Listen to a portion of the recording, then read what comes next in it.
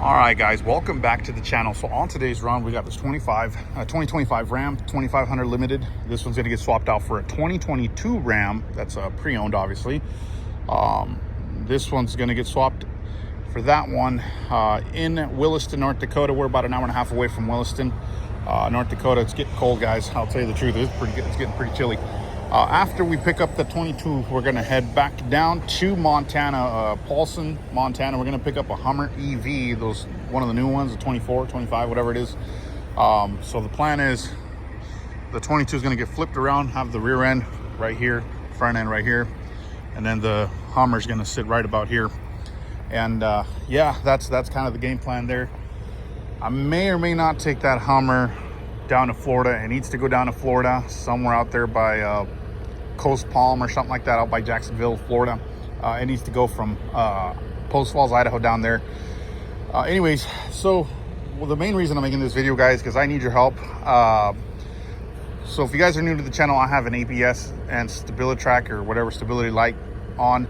Long story short, it's been on for a little while, and I already changed the HCU, the hydraulic control unit, the actual hydraulic where you plug in the lines and all that. It goes right here on the inner fender liner there, and I've already replaced that. I bled it out with J Pro or J Scan or whatever they call it on each brake, how the procedure asks you to typically do it, and it still kept the light on.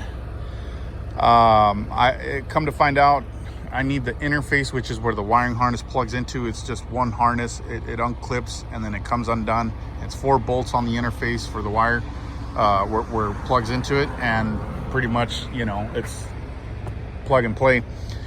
Long story short, for the ones that have already been subscribed to the channel, you guys know that I have that the ABS light on, and you guys probably think I'm ignoring it. I have not ignored it. I don't want to ignore it. I'm trying not to ignore it, but I am getting to a point where I'm getting impatient, to the point where I'm having to reach out to you guys. The reason behind it is because there's a company called what was it, ACP, which is Automotive Computer Performance, out of Florida. I believe that if I have it right, if my memory serves me right. I paid about $700 for a reman one, because apparently he doesn't have the new ones, which would make sense because to backtrack a little bit, I ordered the entire thing, which was about like $2,000 or $1,500 for the pump and the interface all in one piece, from moparonline.com, which is a company based out of New Jersey. And the first month went around and I didn't hear anything from them other than order was placed, order was received, and it's just a matter of waiting on it, right? About a month and a half later, I reached out to the company. I called them. I didn't just email them. I called them, and very professional. They took good care of me and everything, other than, it's a common problem to the point where that part is on back order, national back order. For how long? That's the kicker. No ETA. Again, this is coming out of mopar.com, so this is basically from the factory-ish. Went to the dealership, same scenario. They pretty much said, yeah, you're pretty much, we don't know. So I've started gathering my research more and more on what my options are, and that's how I came across this company called ACP, that where supposedly they carry the remans in stock or used, and then they kind of whatever they do, fix them. So anyways, I reached out to them. I paid $718 for it. I gave them the VIN number, because you can't just get one off of Rec One or whatever the case is and just plug and play. You can't. You have to. It's VIN specific. You got to send it in. You got to get it decoded to your VIN number and programmed to your actual VIN number of the truck, and then you can plug and play. From when I spoke to the gentleman, week 1, which is I ordered it in September 15th, and everything seemed legit. Everything's cool. I called, placed the order, gave them the VIN number. Order was received. Order was placed. Great. I figured in my mind, well, it's a reman part, right? So remanufactured means he must have it in stock. Probably not the greatest shape, but it's the internals. The motherboard is what needs to be fixed. A couple days went by, didn't hear anything. I called him up. I said, hey man, I just want to know the order, the status on it. Have you programmed it? Are you going to send it out? What's going on? And he just kept, saying something about not enough workers. and he's been having a hard time keeping up with the demand of whatever he's got going on, because apparently he just doesn't do ABS modules. He does PCM, TCM, and ABS modules and all kinds of stuff. So I understood. I said, all right, no big deal. Keep in mind, this is about September 19th when I gave him a call. Another week goes by. I didn't hear nothing. Again, this is just me being patient about it. I didn't hear anything. I called him again. I said, hey man, I said, what's the deal? It's been almost 2 weeks. I have yet to hear from you. Do you even have it in stock? And he was like, no, I have it. I have it right here. I'm going to send it out, blah, blah, blah. I'm going to create a label. I'm going to send it out, and you should have it by October 1st. I said, great, man. I appreciate it. Thank you. That's all I needed to know. Now I'm at peace based on the fact that winter's just around the corner. That's why I'm kind of underneath pressure on that. Well, it's October 2nd. I have yet to hear anything. I'm just to the point where I'm about to fall off the rail for it. I'm ready to just, luckily for me, I put it on the credit card. I might just call the credit card company and just say, hey, just unwind the deal, that transaction, and forget it. I'm just gonna keep it moving and look elsewhere. And that's where you guys come into play. If you guys know of a company that I may be able to I'm willing to even take this whatever piece off the interface, send it into whoever, and just get it resoldered or whatever it is that needs fixed, because apparently it's a common thing. I'm willing to do that. If it takes me a week of downtime just to have the truck parked because of that, that's fine. It's not a big deal. If you guys have dealt with it, if you guys have another way of going about it, guys, comment down below. I really need you guys' help. I really do need that, because with winter being around the block, I do not want to mess around without it, because if you guys don't know, that keeps me from using my four-wheel drive on the fly. I mean, it still works, but I have to park it, turn it off, turn it, on the on position without turning on the motor, and then switch the analog to the four-wheel drive, wait for the transfer case to do its thing, and then it's, back in the four-wheel drive, and then I'm able to turn the truck completely on. So that's the only way I'm able to gain my four-wheel drive. The other downfall is, guys, I don't have cruise control. I'm not really complaining about that. I'm cool with it. I was raised old school. I'm a 90s kid. I was around 70s and 80s and 90s car with, when cruise control was still kind of becoming a thing. I'm cool with it. I don't mind it. I like being more in control of that, but it would be nice to have that also. That's why I'm reaching out to you guys, because I really need you guys' help, man. If you guys know of anybody or a company or a way of doing things, I'll be on the lookout. I can seriously appreciate that by a long shot. Otherwise, I'm just gonna have to take it off this truck and then just put it. No, I'm just kidding, guys. I wouldn't do that. I mean, it's tempting, but no, I wouldn't do that. Jokes aside, guys, that's the game plan, guys. I really need you guys' help. I gotta get this thing dialed in. And by the way, truck's coming up to 420,000 miles by tomorrow. We'll do a separate video review of what's all held up and what's going on with the truck. But so far, so good-ish. And yeah, so anyways, comment down below, guys. I really would appreciate what the solution is, or what remedy or something. But yeah, we're gonna keep it rolling. I will check in with you guys first thing in the morning. It'll probably be a couple seconds for you guys and maybe a couple hours for me. So anyways, I'll check in with you guys here in a sec. And just like that, guys, it is early morning, and I'll tell you what, out here in Williston, North Dakota, it is cold. I'm literally like 20-30 miles away from the Canadian border. So here it is, 2025 Limited Ram 2500, really nice truck. I got the gentleman on his way, so I'm going to make this video quick as far as introducing this truck. Very well loaded up. You got the gooseneck prep package, you got the Ram box. Being a Limited, I mean, it's pretty much got all the bells and whistles.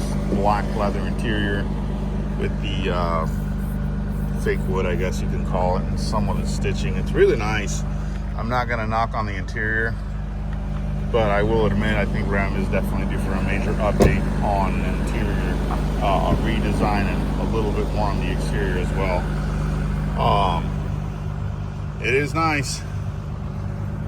It's got the passenger princess screen. I don't really see the point in that, but hey, you know what? I guess it has its time and a place for it, right? You got the sunroof, you got your emergency service buttons there. You got the 14-inch Uconnect. You got a digital mirror, rear view mirror there, and then power folding mirrors.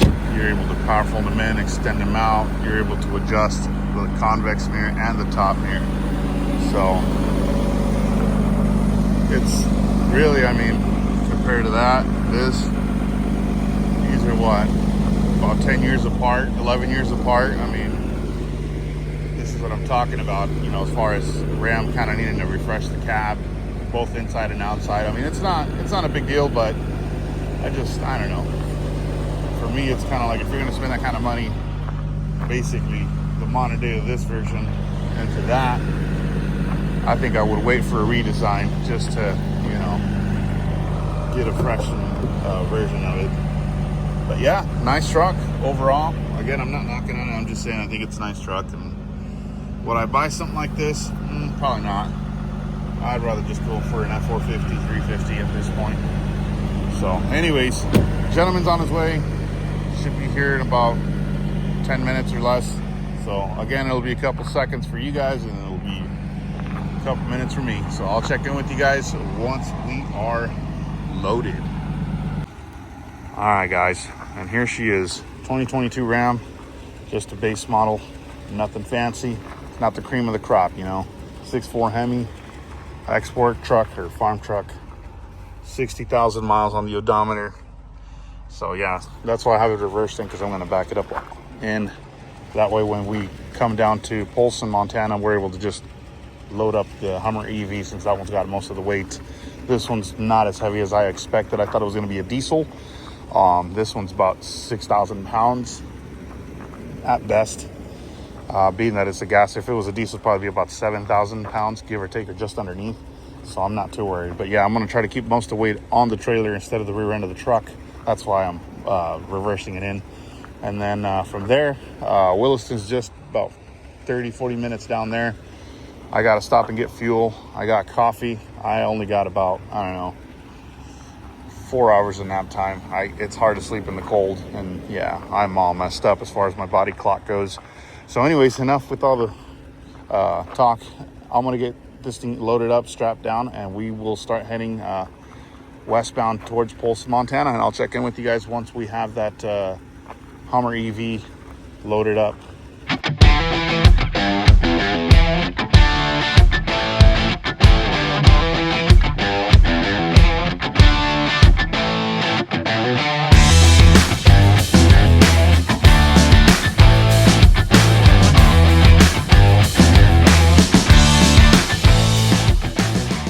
All right, guys, it's the very next day, and we finally got here to Polson, Montana. We picked up this 2025 Hummer EV. This one's going to Florida. I may take it, I may not, I don't know yet.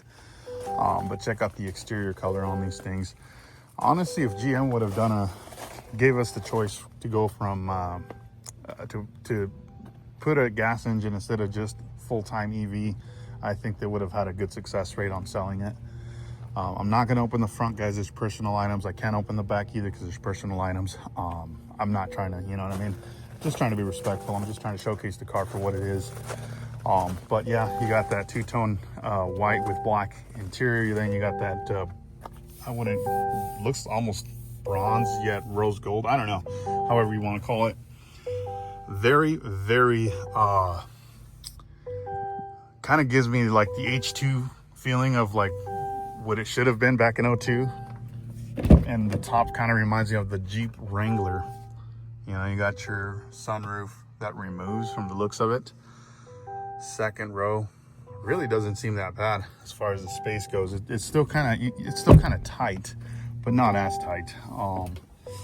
You know, this thing for what it is, I can honestly say it's not bad. Got your infotainment system, the MyLink or Chevy MyLink, even though it's not a Chevy. Steering wheel. I mean, it is an EV at the end of the day, so it's, I don't know. It's not bad though. You got your wireless charging pad, transmission piece. You got your one key fob. I mean, it still kind of feels boxy for sure. You still have that boxy. Let me zoom out and I'll kind of give you guys an example. So yeah, it definitely feels boxy still. They haven't pulled away from that feeling. So I think that's a good thing. Very, very heavy. You can definitely feel the weight on this one. It's just, yeah, very, very modern day Hummer. So anyways, I'm gonna pull the ramps down, push the Dodge a little bit further back, and I'm gonna load up the Hummer right up on the rear end of the trailer. This one's gonna put me through the ringer because this one has the curb weight rating, which is the dry weight of 9,900 pounds, I believe. But seeing that it's got personal items, it's probably gonna be, I'd say, close to 10,000 pounds, guys. I'm kind of pushing myself on the edge here with overweight on one of the axles. Luckily, the axles are 12,000 a piece as far as the weight capacity goes. So that's why I'm gonna decide to put this one on top of the axles on the trailer. But yeah, I'm still kind of pushing my luck here, guys. I mean, at the end of the day, that's 10,000 pounds, and we got 6,400 pounds, and trailer weighs about 6,000 pounds. So I'm definitely pushing some luck here. If you know, you know. But anyways, I'm gonna start doing what I need to do, and then we'll load up and start heading west.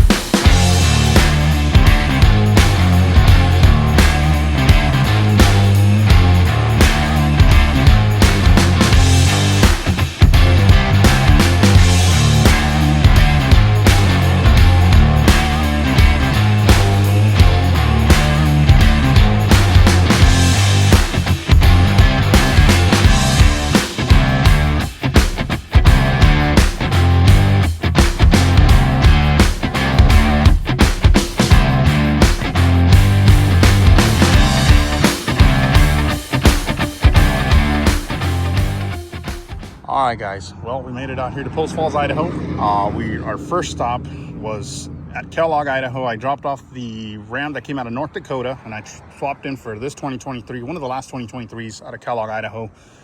This was going over to Bellevue, Washington, and it's also a dealer trade. So this one, even though it's brand new, it's becoming it's trading in for a 16 Ram. And then we dropped off the Hummer EV just down the block from here, here in Post Falls, Idaho. That one's going to Florida. They got a driver assigned to it, so that one's taken off on Monday. Today is Friday. This one's going to Alaska, so I got to take it to one of the ports here in Washington State. And then after that, I'm going to come back up here to Post Falls, drop that 2016 Ram off, and I'm going to head out to, I'm going to load up with another set. One of them is going to be going down to St. George, Utah, and the other one's going to Salt Lake City.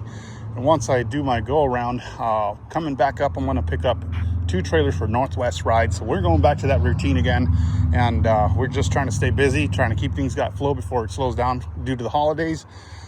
So yeah, so before I wrap up the video, guys, as I said before in the beginning, I really would appreciate if you guys can guide me the right direction as to what I could do, what are my options here with that ABS module. I'm running at the end of it. I called this dude from ACP or whatever, no answer. So now he's just messing around or whatever. So I'm just gonna, like I said before, I'm gonna unwind the transaction with the credit card company and just get my $700 back and just go elsewhere. Unfortunately, I've already tried the dealer, as I said before, and I just can't get them to give me an ETA, nothing. I went directly to the factory. I am just pinned up against the wall here, guys. And I emphasize it because winter is here, probably in about 4 or 5 weeks. I got Lookout passing 4th of July. I got Snoqualmie Pass on this side, and I got Dead Man's Pass on this side. And then, of course, you know, you got all the crazier mountains on the Canadian side. So it's not that I go to Canada or anything, but, you know, I'm surrounded by mountains is what I'm trying to underline, guys. And I need that ABS module so I can gain access to my 4-wheel drive on the fly, and also to stay in compliance with the DOT. Because if you guys don't know, ABS light and a StabiliTrak light or whatever on can put you out of service depending on the cop, how things go at that point. But yeah, I really would appreciate any information to guide me to where I need to do to what my options are. Again, if I have to take it off and park the truck for a week just to send it into wherever, I'm based out of Washington State, so anybody in the Oregon, Idaho, Montana, Utah, Nevada, California, I'm willing to send it out there. Or if it's further out from that point out, then it is what it is. But I have to deal with it, and it's getting down to the point where I'm running out of time. If for whatever reason I can't get this situated, guys, I know it's gonna sound stupid, but I may just park the truck and go buy something else. I mean, it's becoming that wild, because safety for me is kind of everything. So anyways, enough with all the talk. If you guys enjoy the video, hit the thumbs up button, guys. I would greatly appreciate it. And again, comment down below if you guys would like to know anything about the truck, or you know, what I'm doing or whatever. I'm 10,000 miles. I'm trying to squeeze another 10,000 miles on the tires, so I can give you guys a good solid review. And I'll give you guys a 420,000 mile update on the truck, because we just rolled into the 420,000 mile interval. So anyways, again, guys, I appreciate you guys tuning in. May the good Lord bless you. Subscribe to the channel if you guys would like. And as always, I will catch you on the next one.